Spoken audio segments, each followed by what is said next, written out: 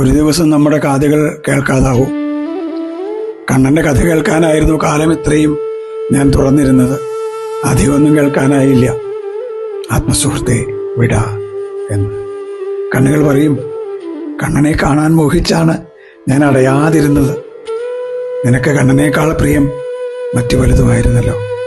അപ്പോൾ ശരി, ഞാൻ ഇരുട്ടിലേക്ക് പോകുന്നുവെന്ന്. ഇനി ഒന്നും നടക്കില്ല എന്ന് കാല്. ഞാൻ ഓടാൻ കൊതിച്ചത് ഗുരുവായൂരപ്പൻ്റെ അടുത്തേക്ക്, നീ പോയത് നിന്റെ മോഹങ്ങളിലേക്ക്. ഞാൻ ഓടിത്തളർന്നു. ഇനി നീ മനസ്സുകൊണ്ട് ഓടിക്കോളൂ എന്ന് അരുത്. കണ്ണനെ കണ്ണിൽ നിറയ്ക്കാൻ, കൃഷ്ണനാമം കർണാമൃതമാക്കാൻ, വൃന്ദാവനം വരെ ഗുരുഭവനപുരിയിൽ നിന്ന് ഓടാൻ നമുക്കാവും. ഒടുവിൽ ആ കണ്ണൻ്റെ മടിയിൽ അവൻ്റെ മധുരമുള്ള വാക്കുകൾ കേട്ട്, അവൻ്റെ മനോഹരമായ മുഖം കണ്ട് അങ്ങനെ അങ്ങനെ അങ്ങനെ.